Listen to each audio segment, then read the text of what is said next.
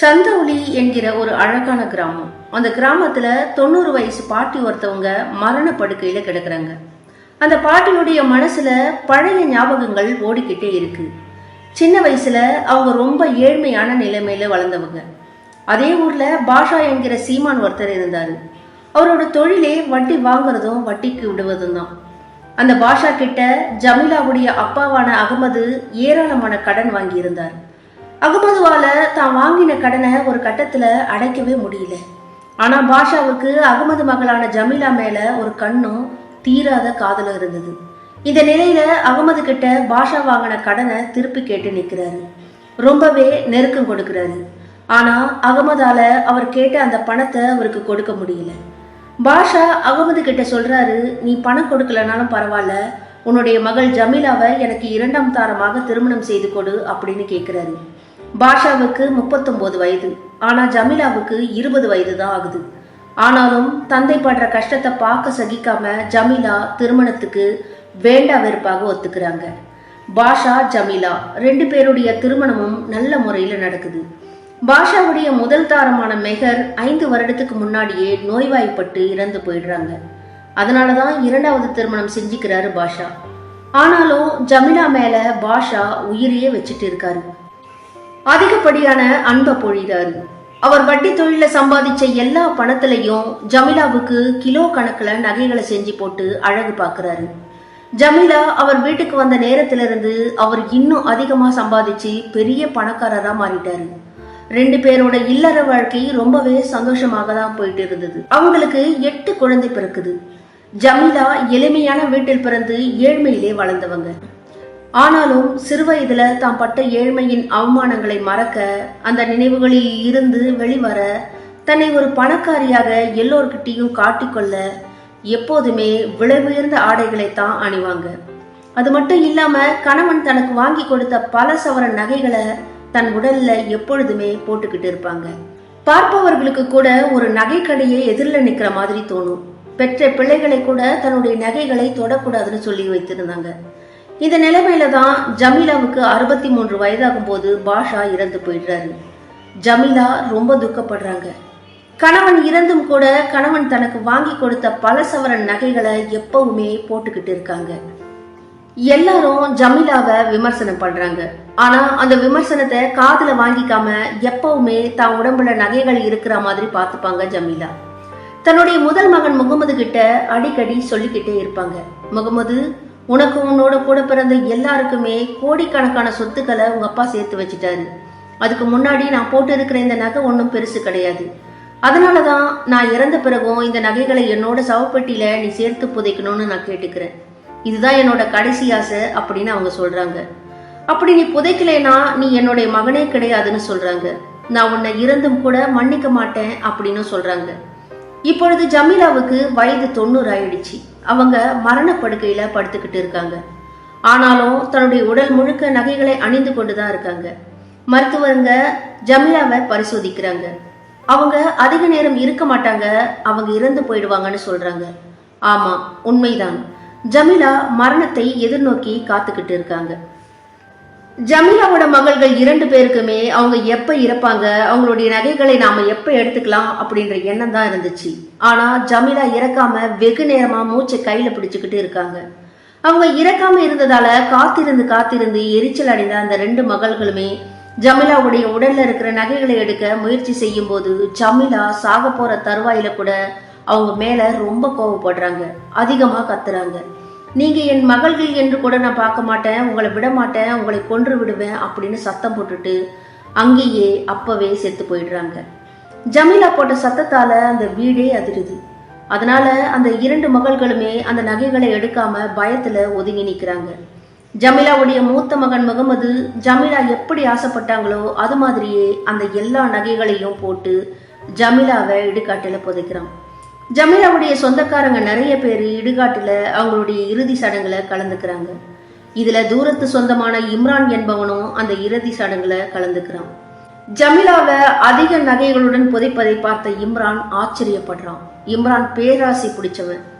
இவ்வளவு நகைகளை அவன் வாழ்நாள்ல பார்த்ததே கிடையாது.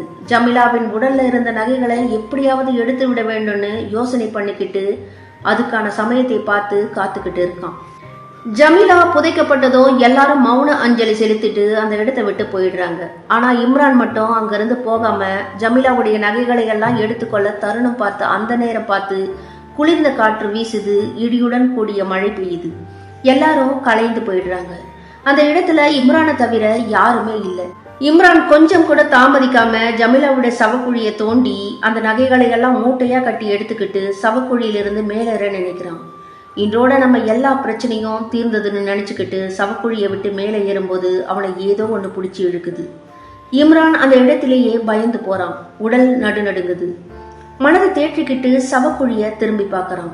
ஜமீலாவுடைய கைவிரல்களின் இடுக்கில் அவனுடைய அங்கியின் ஒரு முனை மாட்டிக்கொண்டிருப்பது தெரிந்து பயத்தை போக்கிக்கிறான். மேலே ஏறி மறுபடியும் சவக்குழிய மூடிட்டு நகைகள் எல்லாம் எடுத்துக்கிட்டு தன்னுடைய வீட்டுக்கு வரான் இம்ரான். தன்னுடைய மனைவி ஆயிஷாவிடம் கூட நடந்த விஷயங்கள் எதுவுமே சொல்லாம இருக்கான். அன்று இரவு இம்ரான் ரொம்ப சந்தோஷமா இருக்கான். அந்த நகைகளை கொண்டு போய் ஒரு இடத்துல பதுக்கி வைக்கிறான். கொஞ்ச நேரத்துல கணவனும் மனைவியும் உறங்கி போறாங்க. மழையோ நிற்காம பெய்துட்டு இருக்கு. மணி இரவு 12. கதவு தட்டப்படுற சத்தம் கேக்குது. ஆயிஷா மெல்ல கண்ணை திறந்து பாக்குறாங்க. இரவு நேரத்துல யாருன்னு யோசிக்கிறாங்க. மறுபடியும் கதவு தட்டப்பட்டுக்கிட்டே இருக்கு. இவ்வளவு சத்தத்திலையும் இம்ரான் நல்லா தூங்குறான். அதனால எழுந்து போய் கதவை திறந்து பாக்குறாங்க. அங்க யாருமே இல்லை. கதவை சாத்திட்டு உள்ள வராங்க. ஆனா தனக்கு பக்கத்துல ஒரு முகமூடி போட்ட ஒரு உருவம் நின்றுட்டு இருக்கிறத பார்த்து பயந்து போறாங்க. யார் நீ, எப்படி பூட்ட கதவுக்குள்ள உள்ள வந்த அப்படின்னு கேக்குறாங்க. முகமூடிய விளக்குன்னு சத்தம் போடுறாங்க. அந்த உருவம் முகமூடிய விளக்குது. அவங்க அந்த உருவத்தை பார்த்து பயந்து கீழே மயங்கி விழுறாங்க. ஏன்னா அந்த உருவத்துக்கு முகத்துல கண்களே கிடையாது. இவ்வளவு நடந்தும் இம்ரான் தூக்கம் கலையாம நல்லா தூங்கிட்டு இருக்கான். மறுநாள் காலையில இம்ரான் எழுந்துக்கிறான். எழுந்ததும் தன்னுடைய மனைவி ஆயிஷா மயங்கி அடிபட்டு கீழே விழுந்து கிடக்கிறத பார்த்து அதிர்ச்சி அடைகிறான். அதனால மருத்துவர்களை கூப்பிட்டு பார்க்க சொல்றான். ஆயிஷாவுக்கு மயக்கம் தெளியுது. ஆனால் மயக்கம் தெளிந்து எழுந்த ஆயிஷாவின் நடவடிக்கைகள்ல பல மாற்றங்கள் தெரியுது. இம்ரான ஆயிஷா ஒரு அற்ப புழுவை போல பாக்குறாங்க. அது மட்டும் இல்லாம இம்ரான் மறைத்து வைத்திருந்த அந்த நகைகளை எல்லாவற்றையும் எடுத்து போட்டுக்கிறாங்க. அந்த நகைகளை போட்டு கண்ணாடியில தன்னை பார்த்து ரசிச்சுக்கிட்டே இருக்காங்க. அதே மாதிரி ஆயிஷாவின் குரலும் மாறி இருக்கிறத பார்த்து இம்ரான் அதிர்ச்சி அடைகிறான். அன்று இரவு இம்ரான் ஜமீலாவின் நகைகளில் இருந்து ஒரு விலை உயர்ந்த வைர மோதிரத்தை மட்டும் எடுத்துக்கிட்டு போய் தன்னுடைய ஆசை நாயகி கொடுக்கிறான்.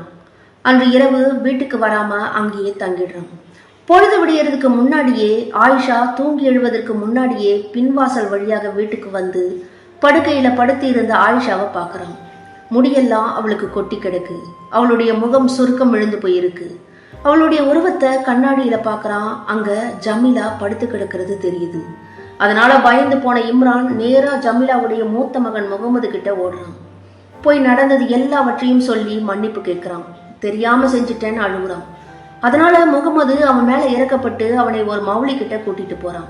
அந்த மௌலியும் நீ செஞ்சது பெரிய தப்பு தான், ஆனாலும் நீ மன்னிப்பு கேட்டதால சொர்க்கத்துல உனக்கு மன்னிப்பு கிடைச்சிடும் அப்படின்னு சொல்லிட்டு அவனுக்கு உதவி செய்ய ஒத்துக்கிறாரு. சரி, அதை பத்தி கவலைப்படாத. இன்று இரவு ஜமீலாவின் நகைகளை அவங்களுடைய சவக்குழியிலேயே போட்டு விடலாம் அப்படின்னு ஆலோசனை சொல்றாரு. நகைகள் எங்க இருக்கோ அங்கதான் ஜமீலா இருப்பாங்க. அதனால மீண்டும் அந்த நகைகளை எடுத்துட்டு போய் சவக்குழியிலேயே போட்டா ஜமீலா மறுபடியும் சவக்குழிக்குள்ள போயிடுவாங்க அப்படின்னு சொல்றாரு. இப்படி சொல்லிட்டு இருக்கும் போதே ஆயிஷாவின் உடம்புல இருந்த ஜமீலா இம்ரானின் ஆசை நாயகி வீட்டுக்கு போறாங்க. அங்க போய் தன்னோட வைர மோதிரத்தை திருப்பி தரும்படி கேக்குறாங்க. ஆனா அந்த ஆசை நாயகி தர மறுக்கிறாங்க. அதனால அவங்க விரலை மோதிரத்தோட வெட்டி எடுத்துக்கிட்டு வீடு திரும்புறாங்க. தனது அனைத்து நகைகளும் தன்கிட்டதான் இருக்குன்னு நினைச்சு ஆயிஷாவை பிடித்து கொண்டிருந்த அந்த ஜமீலா உறங்க போறாங்க. இதுதான் சரியான சந்தர்ப்பம்னு காத்துட்டு இருந்த இம்ரான் மௌலியோடைய துணையோடு அந்த புனித நீரை ஆயிஷா மேல தெளிக்கிறான். ஆயிஷாவை விட்டு கொஞ்ச நேரம் அந்த ஜமீலாவின் ஆவி விலகி போகுது. அந்த சமயம் பார்த்து ஆயிஷா உடம்புல இருந்த எல்லா நகைகளையும் கழட்டி ஒரு மூட்டையா கட்டி அதை மௌலி, முகமது, இம்ரான் 3 பேரும் இடுகாட்டுக்கு கொண்டு போறாங்க. இம்ரான் ஜமீலாவோட சவக்குழியை தோண்டி அவங்களுடைய சிதைந்த சவத்தின் மீது எல்லா நகையையும் போடுறான். வேகமா வெளியே வர முயற்சி பண்ணும்போது ஜமீலாவுடைய பிரேத உடல் அவனை பற்றி இழுக்குது. மௌலியுடைய உதவியால புனித நீரை தெளிச்சதால இம்ரான் சவக்குழியை விட்டு மேலே வரான். சவக்குழிய மீண்டும் மூடிட்டு 3 பேரும் வீட்டுக்கு வராங்க. வீட்டுக்கு வந்த இம்ரான் தன்னுடைய மனைவி ஆயிஷாவை பார்க்கறான். ஆனா அவளுடைய தோல் சுருங்கி கிழ வடிவத்துல தான் இருக்கா. அவளுக்கு தலைமுடியெல்லாம் கொட்டி தான் இருக்கு. அதை நினைச்சு நினைச்சு நாளெல்லாம் அழுதுகிட்டு இருக்கான் இம்ரான். இந்த கதையிலிருந்து பிறர் பொருளுக்கு நாம் ஆசைப்படாமல் இருப்பது நல்லது. அதுவே வாழ்விற்கு நிம்மதி தரும். இந்த நிகழ்ச்சியை பற்றி மனோதத்துவ நிபுணர்கள் என்ன சொல்றாங்கன்னா, ஆயிஷா ஜமீலாவாக மாறியதற்கு காரணம் ஸ்பிரிச்சுவல் பர்சனாலிட்டி என்ற மனக்கோளாறு தான்.